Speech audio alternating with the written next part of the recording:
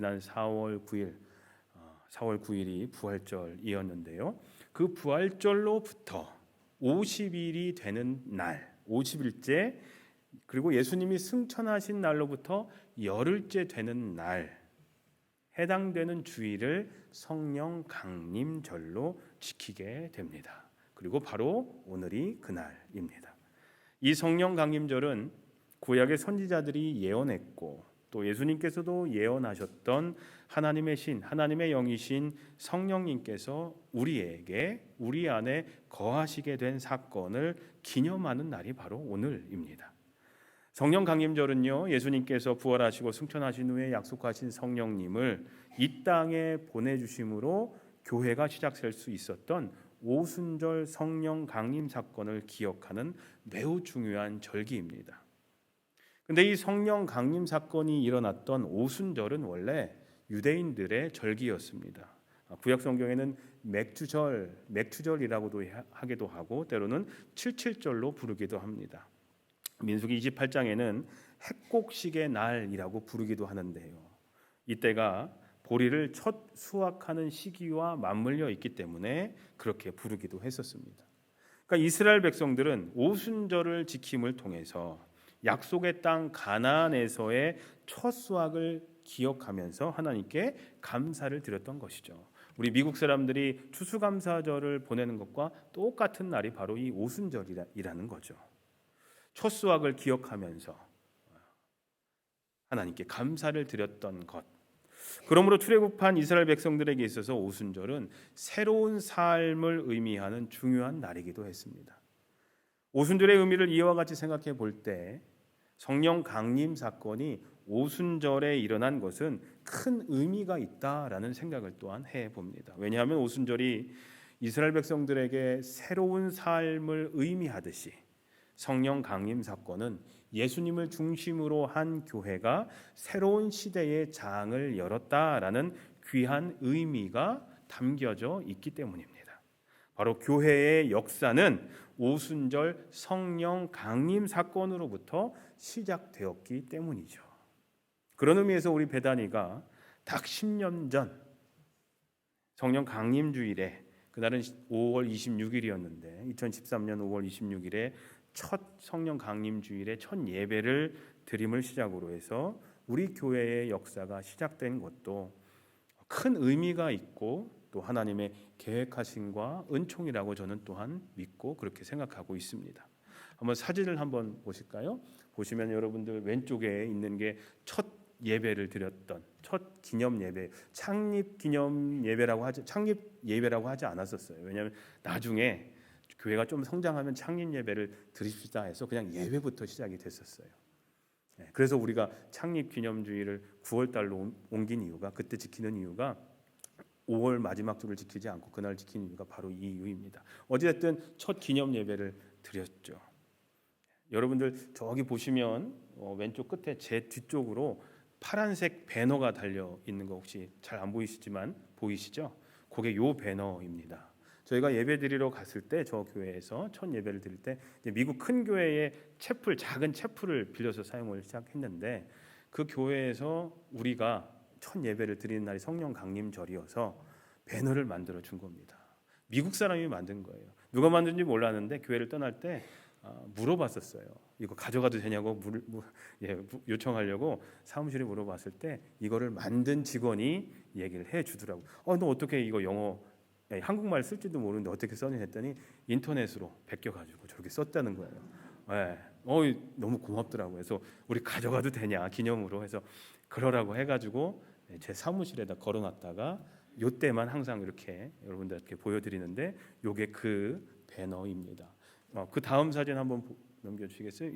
저 왼쪽 사진이 그 미국 교회에서 우리가 첫 예배를 시작하기 전에 저희 11시 반 예배였는데 그 당시에 9시 반에 그 교회에 9시 반 예배에 저희를 초대를 해서 이런 새로운 교회가 성령 강림절 날 시작합니다라고 미국 교회 교인들에게 이렇게 소개했던 그때 사진이고, 그 옆에 있는 사진은 교회 연회에서 1년에 한 번 열리는 교단 연회에서 처음으로 이제 우리 교회가 시작됐다라는 것을 이렇게 선포하는 그런 모습입니다. 우리 모든 교회들 목사님들, 성도님들 대표 앞에서 이렇게 축하를 받는 그 사진입니다. 어찌됐든 우리 교회도 성령 강림절에 시작되었다. 교회의 역사가 성령 강림절에 시작됐듯이 우리 교회의 역사도 성령 강림절에 시작되었다라는 것은 큰 의미가 있다라고 저는 생각이 됩니다. 이제 성령 강림절을 맞이하면서 성령님에 대한 말씀을 잠시 나누려고 합니다. 성령님은 하나님과 예수님이 우리 삶에 거하시는 모습입니다. 좀 더 직설적으로 표현하자면 성령님은 곧 하나님이시고 또 예수님이시다라는 얘기입니다. 이것은 우리가 믿는 삼위일체라는 교리이기도 합니다. 우리는 보통 삼위일체를 설명할 때 하나님과 예수님과 성령님은 한 분이시다라는 그런 관점에서만 우리는 이해를 합니다. 그렇게밖에 설명을 아마 다 못하실 거예요. 그런데 하나님께서 우리에게 하나님 자신을 좀 더 친밀하게 표현하신 것이 삼위일체 교리에 포함되어 있다라는 생각을 해봤습니다. 이 무슨 얘기냐 하면요, 성부 하나님은 사랑 그 자체이십니다. 하나님은 사랑이십니다. 사랑 그 자체이십니다. 그런데 그 하나님께서 자신의 사랑을 좀 더 구체적으로 표현해 주시기 위해서 인간의 몸을 입고 이 땅에 오셨습니다. 그분이 누구시죠? 예수님이시죠. 그리고 바로 그 사랑의 하나님과 예수님께서 성령의 모습으로 오늘날 우리들의 삶과 심령 가운데 날마다 거하고 계시다라는 겁니다. 이렇듯 하나님은 우리를 향하신 사랑을 예수님을 통해 그리고 성령님을 통해 점점 더 구체적으로 표현해 주셨다라는 거죠. 예를 들어서 한국 군대에서 사단장이면 별 2개를 다는 사람은 별 사단장이라고 합니다. 보통요. 일반 병사들에게는 엄청나게 높은 지위에 있는 사람이죠. 병장에게도 엄청 높은 단계를 엄청 많이 뛰어야 갈 수 있는 단계가 사단장 별 2개거든요. 저도 5사단 열세부대에서 군복무를 했었는데 예를 들어서 그 5사단의 사단장이 자기 사단에 있는 사병들을 심히 아끼고 사랑한다고 가정했을 때 그가 군복을 입고 모자에도 별이 2개가 딱딱 박혀 있거든요.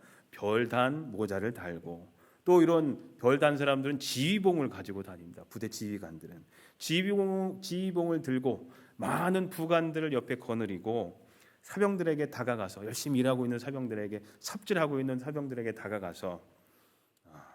다가간다면 그 일반 병사는 엄청나게 긴장할 겁니다. 근데 사단장이 그런 모습으로 많은 사람들을 이끌고 군복 입고 별 달고 딱 나가가지고 열심히 일하고 있는 사병들에게 긴장한 사병들에게 나가가지고 내가 너를 사랑하고 귀하게 여긴다라고 만약에 얘기를 한다고 했을 때 병사들은 그 말을 실감나게 느끼지 못할 겁니다.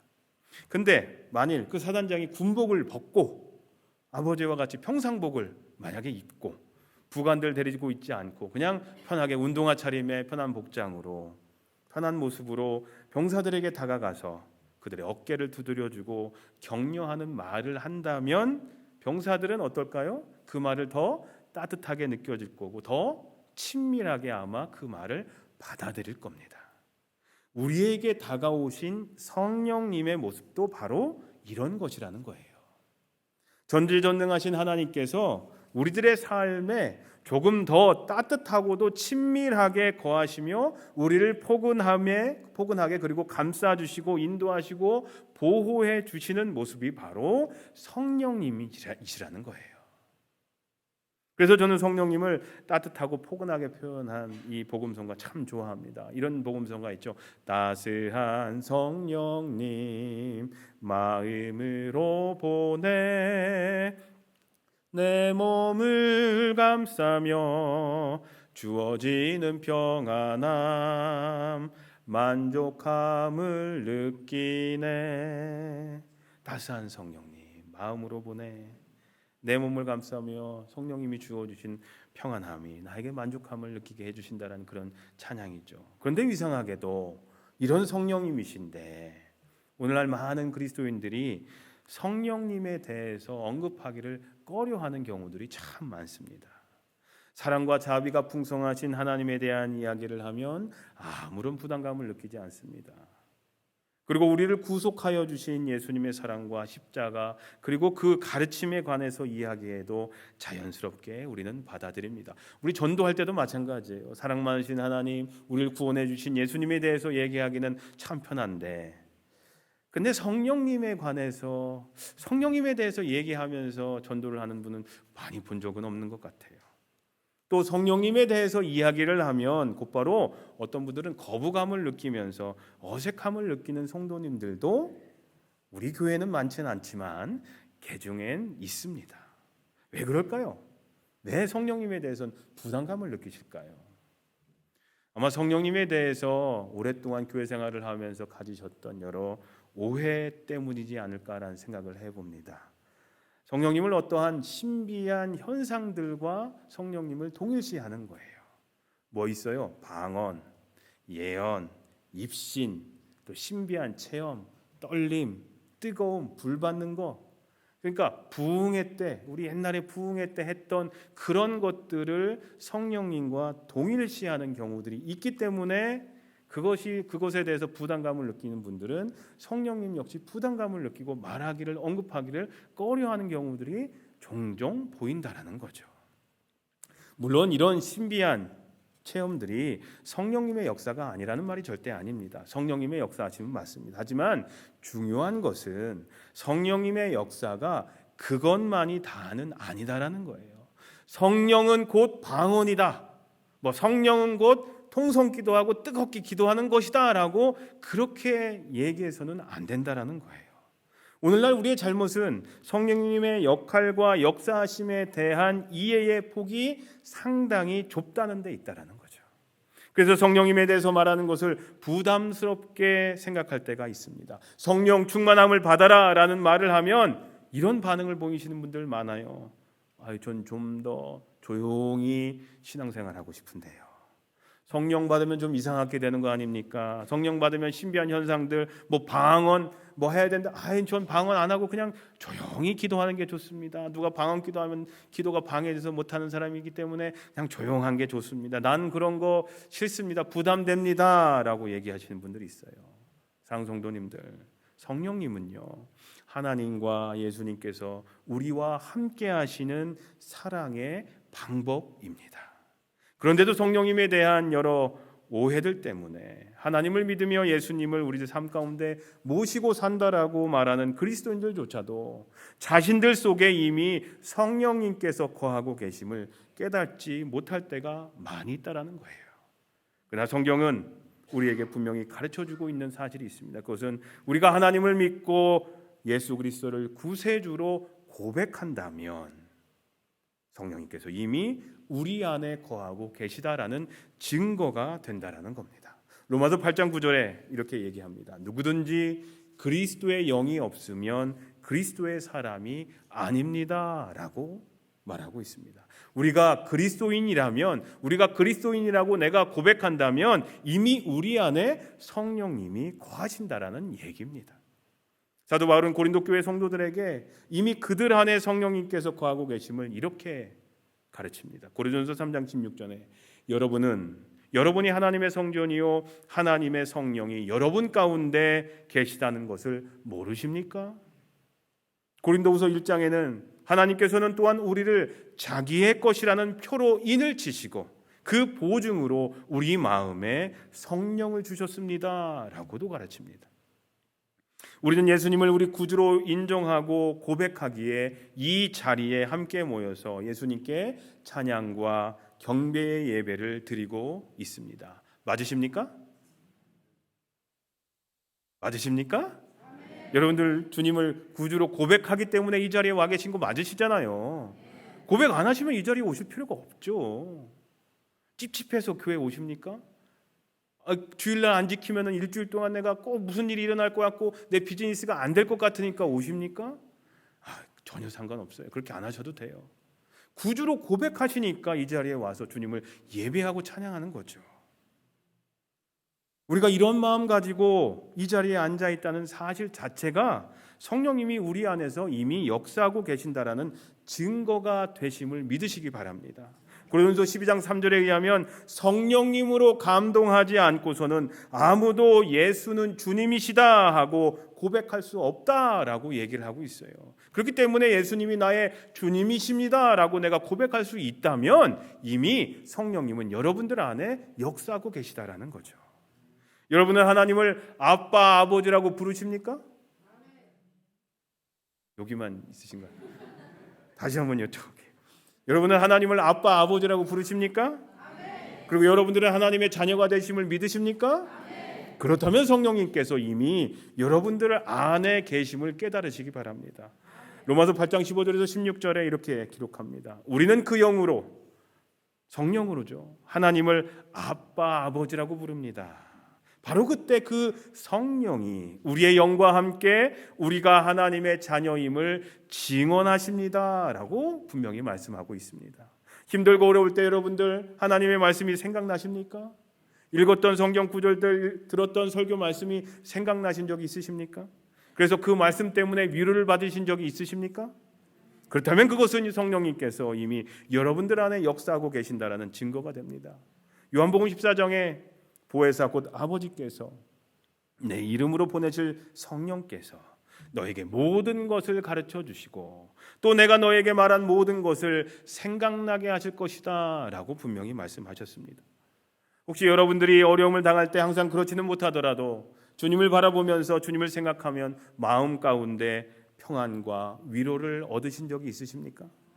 만약 그러시다면 여러분 안에 평안을 주시며 위로하시는 성령님이 역사하고 계시다라는 증거가 됩니다.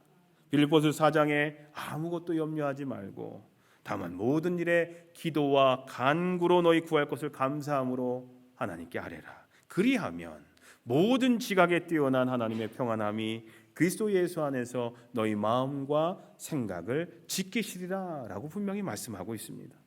여러분은 하나님의 뜻을 깨달은 적이 있으십니까?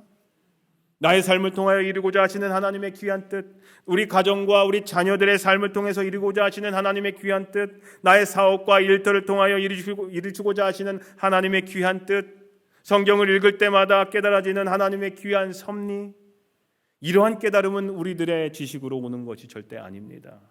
저와 여러분들 안에 계신 성령님께서 그런 귀한 깨달음을 우리에게 주시는 겁니다. 그러므로 그러한 깨달음이 있을 때 성령님께서 여러분의 안에 이미 거하고 계심을 기억해야 할 줄로 믿습니다. 고린도전서 2장에 하나님께서는 성령을 통하여 이런 일들을 우리에게 계시하셨습니다. 성령은 모든 것을 살피시니 곧 하나님의 깊은 경륜까지도 살피십니다. 이처럼 하나님의 영이 아니고서는 아무도 하나님의 생각을 깨닫지 못합니다 라고 분명히 말씀하고 있습니다.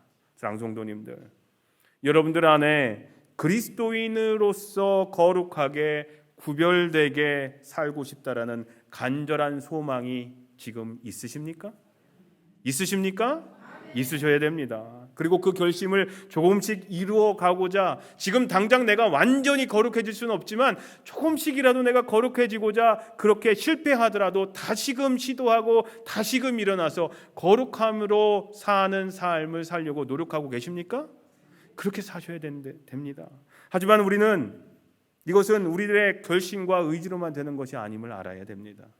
거룩함에 대한 소망을 품고 거룩함을 이루는 것은 바로 우리의 노력으로 되는 것이 아니라 성령님의 역사하신 가운데 있습니다. 성령님이 도와주셔야 합니다. 내가 뭘 하려고 하다 보면 자꾸 실패할 수밖에 없습니다. 하지만 내가 노력도 하지만 성령 하나님께 간구하면서 내가 그런 일들을 감당할 때 하나님은 우리를 점점 거룩하게 해주십니다. 여러분 안에 이미 거하고 계신 성령님께서 여러분의 삶을 거룩한 삶으로 이끄시기 위해서 지금도 노력하고 계심을 잊지 마시길 바랍니다. 다른 말로 성화, 지난주에 잠깐 말씀드렸죠. 거룩하게 되는 것. 성령님은 지금도 우리를 성화의 삶으로, 거룩의 삶으로 우리를 이끄시고 계십니다. 저는 지금까지 여러분들에게 성경 말씀을 통해서 이미 성령님께서 여러분들 안에 거하시고 계신 여러 가지 증거들을 말씀드렸습니다. 사랑하는 성도님들, 오늘 제목과 같이 여러분들 안에 성령님이 계십니까? 여러분들 안에 성령님이 계십니까? 성령님은 절대로 우리가 두려워해야 할 존재가 아닙니다. 꺼려할 뿐도 아닙니다. 나 싫은데 성령님 얘기하지 마. 그렇게 해야 될 뿐이 아닙니다. 넘치는 사랑으로 우리를 잠잠히 사랑하시는 하나님, 그리고 자신의 생명까지 아끼지 않으시고 우리에게 사랑을 주신 예수님께서 우리에게 다정하게 다가오셔서 우리들의 삶과 생각에 내재하시는 분이 바로 성령님이신 것입니다. 이렇듯 성령님께서 우리들의 삶에 행하시는 일들을 살펴보면 성령의 은사들이 얼마나 귀한 것임을 깨닫게 될 것입니다. 자, 이제 성령의 은사가 내게 충만하게 있었으면 좋겠다라는 생각이 드십니까? 네, 그렇다면 여러분 어떻게 성령의 은사들을 받을 수 있을까요? 이 질문에 대한 대답은 간단합니다. 성령의 은사를 사모해야 합니다. 사모하면 됩니다. 오늘 본문 말씀을 통해서 예수님께서 가르쳐 주신 방법이 그겁니다. 구해라, 그리하면 주실 것이요. 찾아라, 그리하면 찾을 것이요. 문을 두드려라, 그러면 너에게 열어주실 것이다. 구하는 사람마다 받을 것이요, 찾는 사람마다 찾을 것이요, 문을 두드리는 사람에게 열어주실 것이다 라고 분명히 말씀하셨습니다. 구하는 이에게 성령의 은사를 허락하신다는 겁니다. 예수님께서는 세상에서 가장 귀하고 좋은 선물인 성령의 은사를 받으려면 구하고 찾고 두드려야 함을 분명히 가르쳐주고 계신 것입니다. 하나님은 은혜를 사모하는 자에게 은혜를 허락하시고 성령을 사모하는 자에게 성령을 부어주시고 하나님의 복을 사모하는 자에게 복을 내려주신다는 겁니다. 그러므로 우리는 성령의 은사들을 사모해야 할 줄로 믿습니다. 구하고 찾고 또 똑똑똑 두드려야 될 줄로 믿습니다. 그리고 성령님께서 내 마음 가운데 내 마음속에 문을 두드리실 때 활짝 열어드려서 성령님 내 안에 역사해 주십시오, 나에게 은사를 충만히 허락해 주십시오라고 고백할 수 있는 우리 모두가 되기를 소망합니다. 성령님께서 우리 삶 속에 들어오셔서 우리가 지혜로운 그리스도인, 능력 있는 그리스도인, 기쁨이 충만한 그리스도인, 말씀 안에 거하는 그리스도인, 성결한 삶을 살아가는 그리스도인, 그리고 하나님과 사람에게서 은총과 귀히 여김을 받는 그리스도인들이 모두 되게 해 주실 줄로 믿습니다. 사랑하는 성도님들, 오늘부터 성령 강림 절기가 시작됩니다. 성령의 능력 안에 있는 우리 베다니가 되기를 소망합니다. 성령의 능력 안에 있는 우리 베다니가 되기를 소망합니다. 그리고 성령의 충만함을 경험하는 복된 절기들을 보내시기를 소망합니다. 그래서 성령님으로 말미암아 독수리가 날개를 치며 솟아오르듯 날마다 더 높은 곳으로 올라가는 그런 신앙생활을 하시기를 소망합니다. 뛰어도 지치지 않으며 걸어도 피곤하지 않는 힘찬 삶을 살아가시기를 우리에게 날마다 새 힘을 공급해 주시는 예수님의 이름으로 간절히 소원하며 기도합니다. 기도하겠습니다. 하나님, 저의 삶은 저의 것이 아니라 하나님의 것임을 고백합니다. 저의 삶을 성령님의 인도하심에 전적으로 맡길 수 있는 크고 깊은 믿음을 허락해 주시옵소서. 그래서 성령님의 충만하심이 저희 삶 가운데 이루어지게 해 주시옵소서. 성령님의 능력 안에 거하는 우리 베다니가 되게 해 주시옵소서. 성령님 우리에게 오시옵소서. 예수님의 이름으로 기도합니다. 아멘. 이 시간 하나님께 봉헌하는 시간인데요. 우리